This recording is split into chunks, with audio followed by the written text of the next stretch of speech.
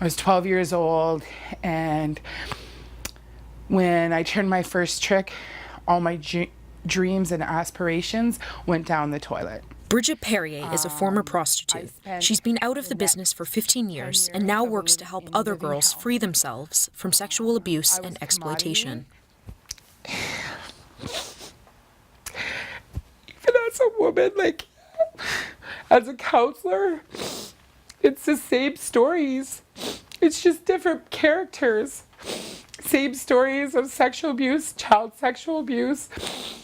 It's those stories that lead Bridget to believe that women never truly go into prostitution voluntarily. She says the sex trade is inherently harmful and therefore should never be legalized. But others in the business disagree. Do you like it? Yes, it's a good job. Valerie Scott is a former sex worker and plaintiff in a landmark constitutional challenge to Canada's prostitution laws. She says the current laws put her at risk. This whole case is about safety. And the laws create bad situations for us, and they increase our security risk. The sale of sex is legal in Canada, but you cannot solicit sex, operate legally indoors, or live off the avails of prostitution. In other words, if this challenge is upheld, it would legalize what the pimps and johns of the world do.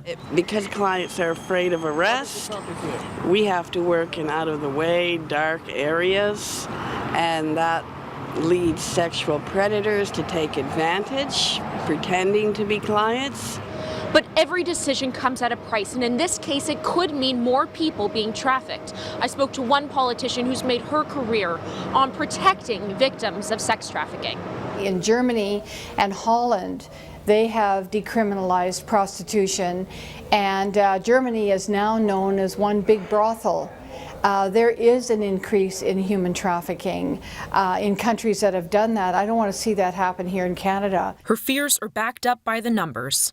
This year, a study of 150 countries showed that the scale effect of legalizing prostitution leads to an expansion of the prostitution market and thus an increase in human trafficking. Prostitution coincides with human trafficking, and human trafficking coincides with prostitution. And in order to come to a true understanding of it, you must look at both of them. Still, women on the front lines like Nikki Thomas, what they care about is safety.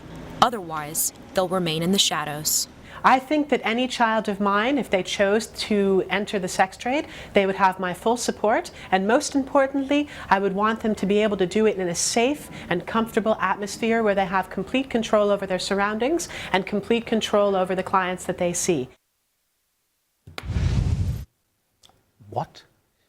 Marissa, very good stuff in it. I've interviewed Nikki as well. And by the way, she's one of the active voices in the campaign against Rob Ford. I don't know if you're aware of that, but she wouldn't mind if her daughter became a prostitute. Mm-hmm. Do you believe that? Do you believe she's telling the truth? No, I think that it's easy for a 40-year-old woman, actually I'm not really sure how old she is. You probably insulted her, you know. To come out and say that, yeah. Because now she's been in the industry for many years, and she probably entered the industry when she was much younger, and it's the vulnerabilities that actually lead to, you know, basically actually conspire to keep people in this industry. So I think it's, number one, it's easy for her to say that, and number two, I think she almost has to say that as a survival mechanism. That's a very good point. I think she does. That's exactly what it is. If she says, I wouldn't want that, the next question is, why wouldn't you? And thus, she looks rather shamed.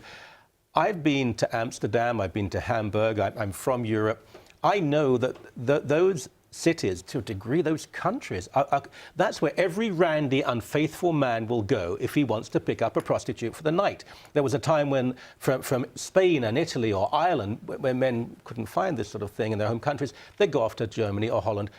That's what you're proud of? You've legalized a profession that contributes to marital breakdown abroad? Exploitation, misery, abuse, these are things that are intrinsic to the sex industry. And quite frankly, as Ms. Smith indicated, she doesn't want Canada turning into one big brothel, as we saw in Germany. So there is a model that many people that oppose this initiative, or the legalization of prostitution, actually want to bring to Canada. They've put it in Sweden. When they implemented it in Sweden, they actually saw their prostitution cut in half.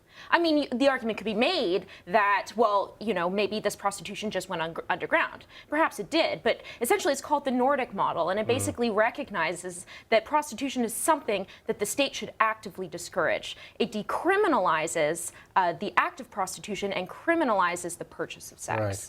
And that's also, I think, indicative of the Swedish approach to gender and power and so on. In Amsterdam, they're considering readdressing the legalization, because what has happened there, of course, it always makes me laugh when people say, well, we can tax it, we'll get taxation dollars. So a prostitute would say, oh, I really want to pay 35% of my income to the government.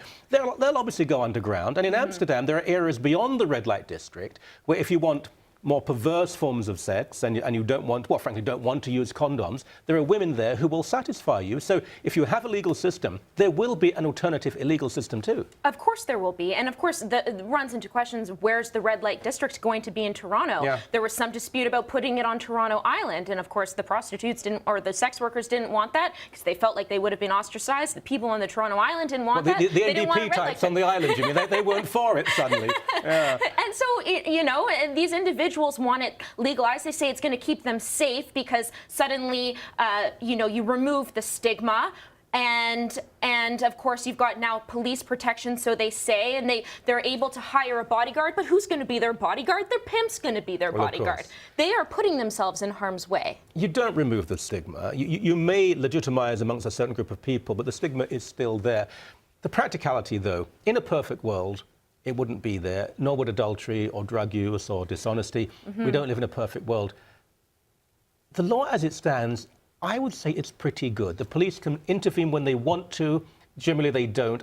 It works, does it not? Oh, come on, Michael. The law does not work. What would you When do? was the last time you've seen a police officer take down a John, stick him in jail? What the law says is Why would that you do that? a John, well, because you have to assume he's a sexual predator. He doesn't respect women right now. And so what makes you think that if we legalize it, he'd start respecting women? That's number one. But you would put Johns in prison? Well, right now what the law states is that they could potentially face up to 6 months in prison or a $5,000 fine. But that's not what happens. What happens is they go to John's school. And actually, John's school has a 2% recidivism rate, 2%? supposedly. Well, So it's actually very effective. But what it says, what you do is you stick these men in John's school and you teach them about what they're doing to women and how they're making women feel. Would you, if you had the power, would you make all prostitution illegal? Would I make prostitution illegal?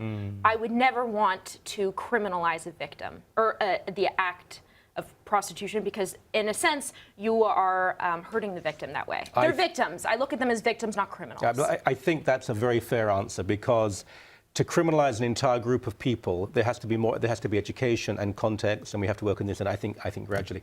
Very good stuff. Thank you very much. Thank you.